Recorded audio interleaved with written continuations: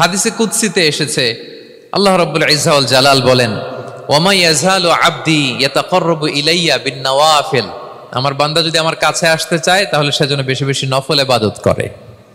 নফল ইবাদতের মধ্য দিয়ে সে আমার কাছে আসতে থাকে, যত বেশি নফল ইবাদত করবে আমার কাছে আসবে। হাত্তা উহিব্বাহু, এক পর্যায়ে এমন হবে যে আমি আল্লাহ তাকে ভালোবাসতে শুরু করে দিব, তার মর্তবা এত উপরে উঠে যাবে, কুনতু সামাআহুল্লাযী ইয়াসমাউ বিহা, তখন সে কান দিয়ে যখন শুনবে তার নিজ কানে শোনে না, সে আমি আল্লাহর কানে শোনে।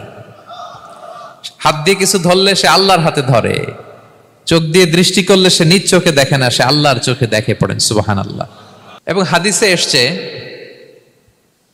বিষ্ণু ইসা ইসলাম বলেন, আমাদের ফরজ নামাজে যদি কারো ঘাটতি হয়, আমাদের অনেকের এমন হবে যে ফরজ নামাজ পড়ে নাই অলসতা করে, তখন আল্লাহ ফেরেশতাদেরকে বলবেন, কি অবস্থা আমার বান্দার?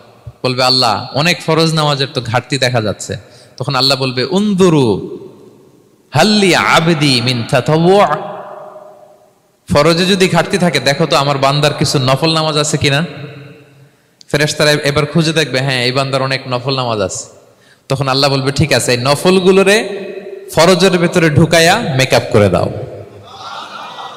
তাহলে বলেন নফল ইবাদতের দরকার আছে না নাই? কিয়ামতের দিন ফরজ নামাজে ঘাটতি থাকলে নফল নামাজগুলো সেখানে সাবস্টিটিউট করে আল্লাহ তাআলা আমাদেরকে বাঁচাবেন। এজন্য আমরা যেন নফল করি। ফরজ তো করতেই হবে, এটা তো কম্পালসারি, অব্লিগেটরি, আল্লাহর মাইট থেকে বাঁচার জন্য করতেই হবে। কিন্তু আল্লাহর প্রিয় হইতে হইলে নফল ইবাদত করতে হবে। ওটাকে বলে অপশনাল, ওটা হচ্ছে ওভারটাইম। আপনারা ভালো বুঝবেন, এটা কি বলে? ওভারটাইম। ওভারটাইমের বেতন কিন্তু মূল বেতনেরও বেশি, বেসিকের চেয়ে বেশি। বেসিকে যদি পার আওয়ার 20 রিঙ্গিট হয়, তো ওভারটাইমে পার আওয়ার কত? 30 রিঙ্গিট, 40 রিঙ্গিট, ঠিক কিনা? তো এই জন্য নফলগুলোকে যেন আমরা ছোট মনে না করি। প্রিয় ভাইরা, আমরা কি করতে পারি, কি কি নফল ইবাদত করে আল্লাহ তাআলার প্রিয় হতে পারে, আমি দুই একটি আপনাদের সাথে শেয়ার করবো ইনশাআল্লাহ। এক নাম্বার যে নফল ইবাদতটি করে আমরা আল্লাহ তাআলার প্রিয় হতে পারি, সেটা হচ্ছে তিলাওয়াতুল কোরআন। আল্লাহর কোরআনের তেলাওয়াত, এটা আল্লাহর বাণী। কোরআন তেলাওয়াত মানে আল্লাহর সাথে কথা বলা। যখন আপনি কোরআন তেলাওয়াত করেন, কাইন্ড অফ আপনি আল্লাহর সাথে মুনাজাত করেন, মানে একান্ত আলাপন করেন, আলাপচারিতা করেন। বিষ্ণু ইসলাম বলেছেন, আফদলুল ইবাদাতি কিরাআতুল কোরআন। নফল ইবাদতের যত লিস্ট আছে এর মধ্যে সবচেয়ে শ্রেষ্ঠ হচ্ছে আল্লাহর কোরআন তেলাওয়াত করা।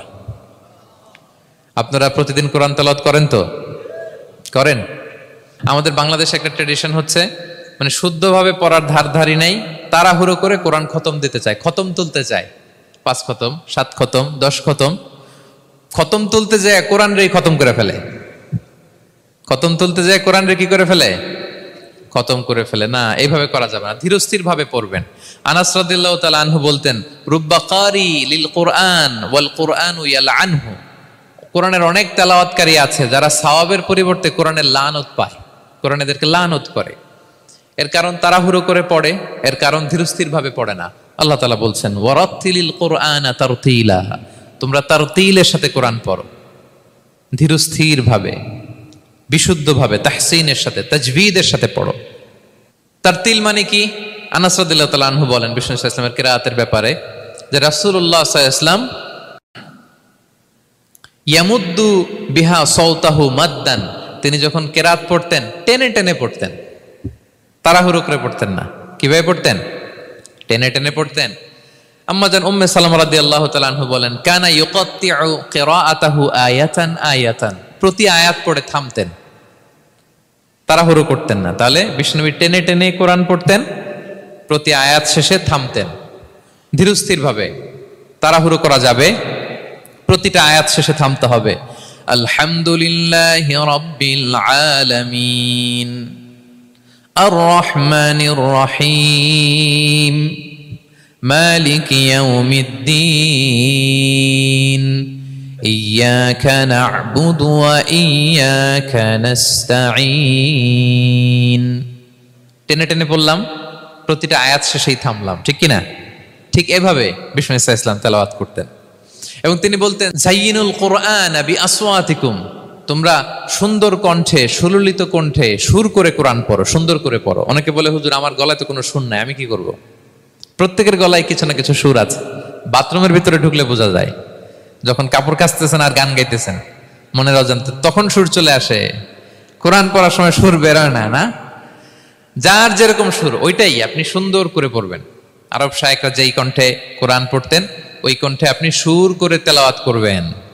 এবং সহিহ বুখারীর বর্ণনা বিষ্ণু সাল্লাল্লাহু আলাইহি ওয়াসাল্লাম বলেছেন, লাইসা মিন্না মান লাম ইয়াতাগান্না বিল কোরআন, যে কোরআনকে গুনগুনিয়ে সুর করে পড়ে না সে আমার উম্মত নয়। এবার বলেন, কোরআনকে সুর করে ধীরস্থির ভাবে টেনে টেনে থেমে থেমে পড়ার দরকার আছে না নাই? এভাবে পড়বেন তো সবাই? তারতিলের সাথে কোরআন পড়তে হবে। বাসায়, গাড়িতে কোরআনের তেলাওয়াত ছেড়ে দিয়ে রাখবেন। ওয়া ইযা কুরিআল কুরআনু ফাসতামিউ লাহু ওয়া আনসিতু লাআল্লাকুম তুরহামুন। যখন কোরআনের তেলাওয়াত হয় চুপ থাকো, মনোযোগ দিয়ে শোনো, আল্লাহর রহমতের বারিধারা তোমার উপর নাজিল হতে থাকবে। বাসায় কোরআন ছেড়ে দিয়ে রাখবেন। বাসায় কি ছেড়ে দিয়ে রাখেন বলেন? হিন্দি গান, বাংলা গান, কি ছেড়ে দিয়ে রাখেন? লাউড স্পিকারে কোরআন ছেড়ে দিয়ে রাখবেন। গাড়ি চালাচ্ছেন, কোরআন ছেড়ে দিয়ে রাখবেন, রহমতের বারিধারা নাজিল হবে। আর তেলাওয়াত করার সময় তারতিলের সাথে, নাকি খতম উঠাইতে যায় কোরআনের খতম করে দিবেন? হ্যাঁ, না, ধীরস্থির ভাবে পড়তে হবে। তাড়াহুড়ো করে পড়লে আমরা শুনলাম আজকে কোরআন লানত দেয়। কি দেয় ভাই? এমনটা যেন না হয়। তাহলে নফল ইবাদতের লিস্টে আমরা প্রথমেই রাখবো কোরআন তেলাওয়াত। শাহরু রমাদান আল্লাযী উনজিলা ফীহিল কুরআন, এই মাসে কোরআন নাজিল হয়েছে। কোরআন নাজিলের মাসে আমরা যেন বেশি বেশি কোরআন তেলাওয়াত করি। প্রতিটা অক্ষরে 10টা নেকি। পৃথিবীর এমন কোন কিতাব নাই, এমন কি হাদিসের কিতাবও না, বিষ্ণুনবীর হাদিস পড়লেও এটা নাই, শুধু কোরআন, শুধু আল্লাহর বাণী, এক অক্ষরে 10 নেকি। বিষ্ণু সাল্লাল্লাহু আলাইহি ওয়াসাল্লাম বলেন সূরা বাকারার শুরুতে যে আলিফ লাম মিমের মধ্যে এই 3টা অক্ষর বললে যে 10টা নেকি হবে এমন না, বল আলিফু হারফুন ওয়া লামু হারফুন ওয়া মিমুন হারফুন।